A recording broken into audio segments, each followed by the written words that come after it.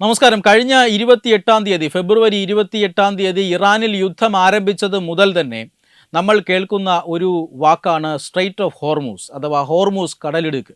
അവിടെ യുദ്ധം തുടങ്ങിക്കഴിഞ്ഞാൽ ഇറാൻ ഏറ്റവും അധികം സമ്മർദ്ദം ചെലുത്തുക, ഇറാൻ ഉപരോധിക്കാൻ സാധ്യതയുള്ള ഒരു മേഖലയാണ് ഈ straight of Hormuz. Straight of Hormuz എന്ന് പറഞ്ഞാൽ ഇറാൻ്റെ അധീനതയിലുള്ള ഒരു പ്രദേശമൊന്നുമല്ല, അത് ഇൻ്റർനാഷണൽ വാട്ടറാണ്. ഒരു വശത്ത് ഇറാനും ഒരു വശത്ത് ഒമാനുമുണ്ട്. ഇറാന് മാത്രമായി ആ ഇടനാഴി അടയ്ക്കാനൊന്നും കഴിയില്ല. പക്ഷേ സൈനിക ശക്തി, ആ മേഖലയിലെ സൈനിക ശക്തി ഉപയോഗിച്ചുകൊണ്ടാണ് ഇറാൻ ആ മേഖല അടച്ചത്. അവിടെയെല്ലാം വലിയ രീതിയിൽ മൈനുകൾ പാകുന്നു, യുദ്ധക്കപ്പലുകൾ അണിനിരത്തുന്നു, മിസൈലുകൾ വിന്യസിക്കുന്നു. ഏതെങ്കിലും കപ്പലുകൾ തങ്ങളുടെ അനുവാദമില്ലാതെ അതുവഴി കടന്നാൽ കത്തിച്ചു കളയും എന്നായിരുന്നു ഇറാൻ്റെ മുന്നറിയിപ്പ്. എന്നാൽ ഹോർമൂസ് കടലിടുക്ക് സ്വതന്ത്രമാക്കാൻ ഇപ്പോൾ അമേരിക്ക നടപടിയെടുത്തു കഴിഞ്ഞു എന്ന വാർത്തയാണ് പുറത്തു വരുന്നത്. ആ വഴി പോകുന്ന കപ്പലുകൾ, ആ കപ്പലുകൾക്ക് സംരക്ഷണം നൽകുമെന്ന് അമേരിക്ക നേരത്തെ തന്നെ പറഞ്ഞിരുന്നതാണ്. പക്ഷേ അതത്ര എളുപ്പമല്ല. അമേരിക്കയ്ക്ക് അവിടെ എത്താനും കാര്യങ്ങളുടെ നിയന്ത്രണം ഏറ്റെടുക്കാനൊന്നും അത്ര എളുപ്പമുള്ള കാര്യമല്ല.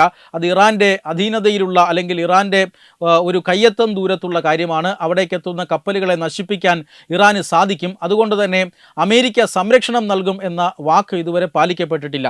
എന്നാൽ ഇന്നലെ അമേരിക്ക നടത്തിയ ആക്രമണം ഹോർമൂസ് കടലിടുക്കിൽ ഇനി ഇറാൻ ഒന്നും ചെയ്യാൻ കഴിയാത്ത ഒരു സാഹചര്യം സൃഷ്ടിച്ചു കഴിഞ്ഞിരിക്കുന്നു എന്നാണ് ലഭിക്കുന്ന വിവരം. 2200 കിലോഗ്രാം 5000 പൗണ്ട് ഭാരമുള്ള ബങ്കർ ബസ്റ്റർ ബോംബുകൾ ഈ പ്രദേശങ്ങളിൽ വിന്യസിച്ചു. ഹോർമൂസ് കടലിടുക്കുമായി ബന്ധപ്പെട്ട ഇറാൻ്റെ കരഭാഗങ്ങളിൽ വർഷിച്ചു എന്നാണ് ഇപ്പോൾ US സെൻട്രൽ കമാൻഡ് അവകാശപ്പെട്ടിരിക്കുന്നത്. കനത്ത ബോംബാക്രമണം ഈ മേഖലയിൽ നടത്തി. ആ ബോംബാക്രമണത്തിൻ്റെ ലക്ഷ്യം അവിടെയുള്ള മിസൈൽ ശേഖരം, ഇറാൻ്റെ മിസൈൽ ശേഖരം നശിപ്പിക്കുക എന്നുള്ളതാണ്. ഭൂഗർഭ അറകളിലാണ് ഇറാൻ ഈ പ്രദേശങ്ങളിൽ മിസൈൽ ശേഖരിച്ചു വച്ചിരിക്കുന്നത്. ആ മിസൈലുകളുടെ ലക്ഷ്യമെന്ന് പറഞ്ഞാൽ ഹോർമൂസിലൂടെ പോകുന്ന കപ്പലുകളാണ്. ഇന്ത്യൻ കപ്പലുകൾ വളരെ സുരക്ഷിതമായി കഴിഞ്ഞ ദിവസങ്ങളിൽ കടന്നു പോകുന്നത് നമ്മൾ കണ്ടതാണ്. ചൈനയ്ക്കും അതുവഴി കപ്പൽ ഗതാഗതം ഇറാൻ അനുവദിച്ചിട്ടുണ്ട്. എന്നാൽ അമേരിക്കയുടെയോ യൂറോപ്യൻ രാജ്യങ്ങളുടെയോ ഏതെങ്കിലും കപ്പലുകൾ അതുവഴി വന്നാൽ കത്തിച്ചു കളയുമെന്നാണ് ഇറാൻ ഭീഷണിപ്പെടുത്തിയത്. അതിനുവേണ്ടി ഇറാൻ അവിടെ മിസൈലുകൾ വിന്യസിച്ചിരുന്നു.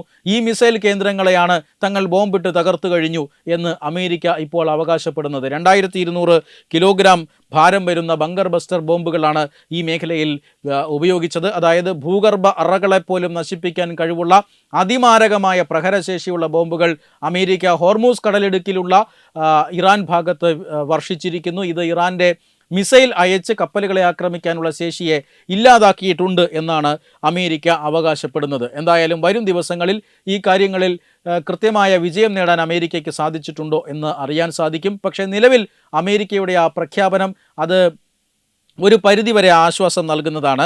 കപ്പലുകളെ ആക്രമിക്കാൻ ഇറാന് സാധിച്ചില്ല എങ്കിൽ ചരക്ക് നീക്കം സുഗമമാകും. ഇപ്പോൾ തന്നെ ലോകത്തിൻ്റെ പല ഭാഗങ്ങളിലും എണ്ണയുമായി ബന്ധപ്പെട്ട ചില പ്രശ്നങ്ങളുണ്ട്. ഇന്ത്യയിലടക്കം LPG ക്ഷാമമുണ്ട്. മറ്റ് എണ്ണക്ഷാമം വരുന്നതിന് മുമ്പ് തന്നെ ഹോർമൂസ് കടലിടുക്ക് തുറക്കേണ്ടതുണ്ട്.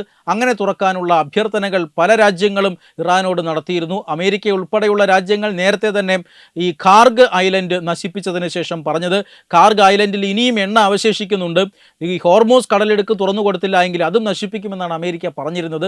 പക്ഷേ കാർഗ് ഐലൻഡ് നശിപ്പിക്കുന്നതിന് മുമ്പ് തന്നെ ഈ ഹോർമൂസ് കടലിടുക്കിനടുത്തുള്ള ഇറാൻ്റെ ഭാഗങ്ങളിലുള്ള മിസൈൽ സംഭരണ കേന്ദ്രങ്ങളെ അമേരിക്ക ഇപ്പോൾ ആക്രമിച്ചിരിക്കുകയാണ്. വെബ് ഡെസ്ക് തത്തുമൈ ന്യൂസ്. HIV അണുബാധ സന്തോഷപൂർണമായ ഒരു ജീവിതത്തിന് തടസ്സമല്ല. HIV അണുബാധയ്ക്ക് ഫലപ്രദമായ ചികിത്സ ഇന്ന് ലഭ്യമാണ്. ഇതിന് യഥാസമയം അണുബാധ കണ്ടെത്തുന്നതും കാലേക്കൂട്ടി ചികിത്സ നടത്തേണ്ടതും അത്യാവശ്യമാണ്. സൗജന്യമായ ചികിത്സയും മാർഗനിർദ്ദേശങ്ങളും സർക്കാർ ആശുപത്രികളിലെ ART അഥവാ ഉഷസ് കേന്ദ്രങ്ങളിൽ ലഭ്യമാണ്. ആരോഗ്യ സംരക്ഷണം ഓരോരുത്തരുടെയും ഉത്തരവാദിത്തമാണ്.